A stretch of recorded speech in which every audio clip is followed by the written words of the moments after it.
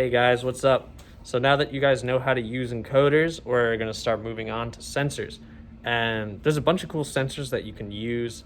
I think we talked a little bit about that in the last video, but we're probably going to get into using some of those today. Well, no, not using them, but explaining what they do and how you plug them in and all that stuff. We're probably going to talk about how you use them in the next couple of videos. All right, so yeah, basically each sensor has a different function. They do different things. They sense what's around the arena and what the robot's doing in different ways. Yeah, as you can see, the arena. In the robot. So Yeah. yeah, so to start, we're just going to explain how each one works and what they do. We'll see you then. So we're back here, and we have our sensors. We have our Rev color sensor. We have a Rev touch sensor. We have a Modern Robotics core range sensor. Uses ultrasonic and optical. And then we have a core int gyro sensor. It's Modern Robotics. Looks like that. So we have all four sensors, and now what we're going to do is we're going to go into each one individually and explain how you can hook it up to the control hub. So we're going to start with the color sensor. The color sensor plugs into the I2C port, as you can see right there.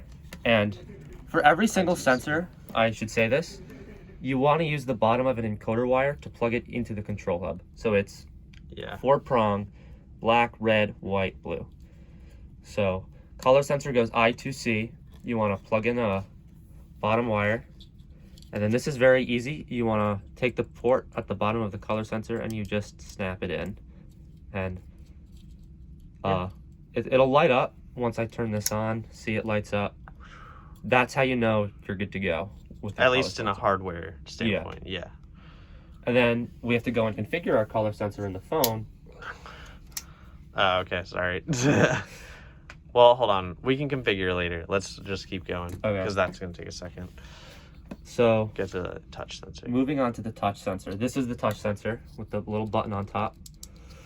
Same thing as the color sensor. You have this port. And you snap it in here. Same thing. It'll light up as well. Though it's not in the I2C, it's in digital this time. That's so, the one thing that I was going to say. It's you don't plug it into I2C and then you plug it into digital, and there's some important configuration things that I'll get to later, but yeah, you have to do that a very specific way. Moving into our last two, we have the Modern Robotics range sensor. So it has this little piece here, and this too plugs into the I2C port. So what you want to do first, though, is you want to take a little additional piece here. It's the same wiring, and it's also 4-prong. Just like that. Yeah. It looks the same. And then you want to plug it in like that to the end of your range sensor. Make sure as well, turn over, that those two things, These two. like the 4 little things, are on the same side as well. Because if you do the opposite, it won't work. So then you have this little bit, and then you want to take a level shifter. Stuff you use for encoder wires as well. Yeah, this is the same thing you use in an encoder wire. And then you want to plug it in here. Again, make sure those things are silver facing up. And then on the back here... No. Yeah. On the back here, you just want to plug it into your robot. Yeah, using the encoder wire that's plugged in to I2C as well. Yeah. So, and yeah, you can talk about gyro now as well. And then gyro plugs in exactly the same way as a core range sensor. It is also into the I2C port. You just want to see it. I can take this out and then put the gyro sensor in on the top. Yeah, it's basically like just changing the head of the snake in a way. The whole thing is the same, the whole setup. And I'll start like flashing blue. That means you're good. Yeah, okay, so put the range sensor back in while we do config though, or else it'll be a problem. Okay, so I'll just put it back. Yeah.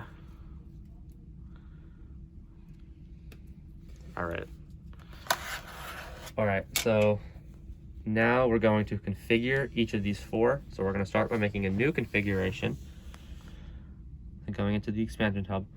So I'm going to start with the touch sensor because that's easy. You want to go into digital devices. You like turn it up just so it's like Okay. glare. Yeah. Digital devices, and then you would just press Rev touch sensor, and you can name it whatever you want, and then you just save it. You can turn the keyboard down, yeah. For the color sensor, that's in the I2C. I2C. Actually, wait. There's something very important that I have to mention about the configuring the digital sensor. So if you look on the control hub here, you see there's like port 0, 1, 2, 3, 4, 5, 6, 7. So when you plug this into a digital port, you have to configure it to the higher port. So I actually did this wrong. This is nothing. So sorry, if you go back, you see this is 0, 1. You want to choose the higher number, so it's 1. So on the phone, you want to take port 1, and that's going to be your Rev touch sensor. Otherwise, it won't work. And you want to press done, and then, yeah, that's good. So then for the color sensor, that's easy. I2C port. It's in the I2C bus 0, so you just choose the bus 0. And then you just want to make it the Rev color sensor V3. That's this sensor. And then you can name it. Yeah, that, like, when you say V3, that's just like the type of sensor in the hardware, as you can see on the back here. Then we have our Range sensors currently plugged Modern in. Robotics range sensor. Yeah, Plugged and into- if it lights up red, by the way, that means it's on. Yeah, so that's in I2C bus 3. That's in the port 3. Port 3 is bus 3. Yep. And then you add a thing, and then you would do MR range sensor. Then you can name it range.